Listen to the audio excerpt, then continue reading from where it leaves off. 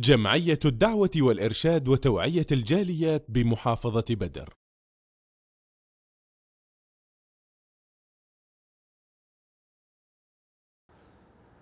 الحمد لله رب العالمين والصلاة والسلام على أشرف الأنبياء والمرسلين نبينا وحبيبنا محمد وعلى آلہ وصحبہ اجمعین اما بعد۔ محترم سامعین و ناظرین، انسان کی بنیادی اور اہم ضروریات میں سے ایک بہت بڑی ضرورت مال کی ہے۔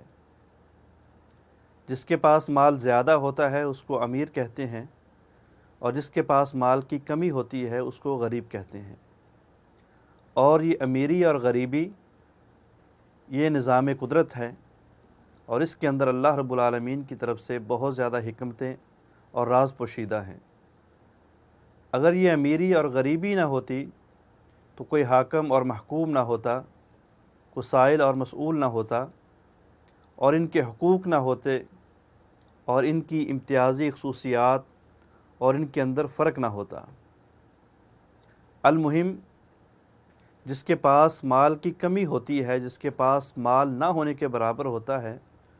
اس کو غریب کہتے ہیں، اور غریب کے لیے زکوٰۃ، غریب کے لیے صدقہ اور غریب کے لیے خیرات جائز اور مشروع ہے۔ جس طرح غریب کے لیے یہ چیزیں جائز اور مشروع ہیں، بعینی ہی غریب کو قرض دینا یہ بھی جائز اور مشروع اور مستحب عمل ہے، جائز اور مستحسن یعنی اچھا عمل ہے۔ رسول اللہ صلی اللہ علیہ وسلم نے فرمایا کہ جو شخص کسی غریب کی مدد کرتا ہے، جو شخص دنیا کے اندر رہ کے کسی حاجت مند کی حاجت کو پورا کرتا ہے، ضرورت مند کی ضرورت کو پورا کرتا ہے،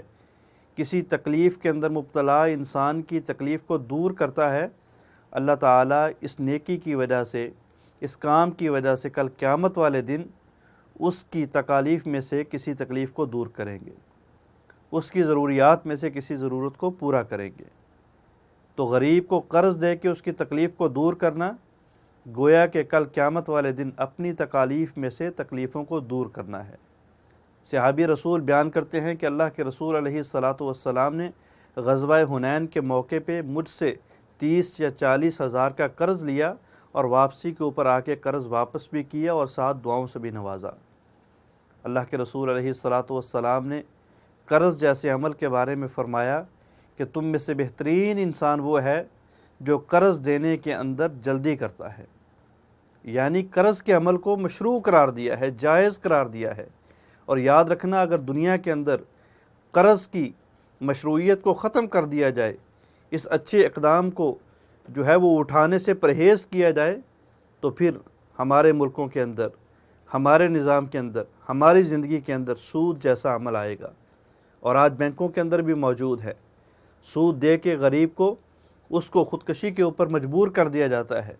اس کو بچے بیچنے کے اوپر مجبور کر دیا جاتا ہے، اس کو اپنے جو ہے وہ جسم کے اعضاء فروخت کرنے کے اوپر مجبور کر دیا جاتا ہے، وگرنہ اس سے جینے کا حق چھین لیا جاتا ہے۔ اگر بینکیں باز آتی ہیں تو انسان ان سوروں کی شکل میں موجود ہیں جو سود دے کے انسان کا جینا حرام کر دیتے ہیں۔ تو آئیے اس مستحسن قدم کو سینے سے لگائیے، اس اچھے کام کی اپنے معاشرے کے اندر ترویج کیجیے۔ قرض کا دینا یہ ایک محبوب عمل ہے۔ اللہ کے رسول علیہ الصلاۃ والسلام نے فرمایا جب انسان کسی کو قرض دیتا ہے تو قرض کے دن کے آنے تک اس کے نامہ اعمال کے اندر جو اس نے قرض دیا ہوتا ہے اس کے برابر صدقے کا ثواب لکھا جاتا ہے، اور جب قرض کا دن آ جاتا ہے وہ قرض نہیں دے سکتا، قرض دینے والا اس کو مہلت دے دیتا ہے، تو حدیث کی روشنی میں خلاصہ یہ ہے کہ رسول اللہ صلی اللہ علیہ وسلم نے فرمایا اس کو ڈبل صدقے کا ثواب دیا جاتا ہے۔ اللہ سے دعا ہے کہ اللہ رب العالمین ہمیں ان اچھے کاموں کو سمجھنے کی توفیق عطا فرمائے، اور ان کاموں کو معاشرے کے اندر رائج کر کے،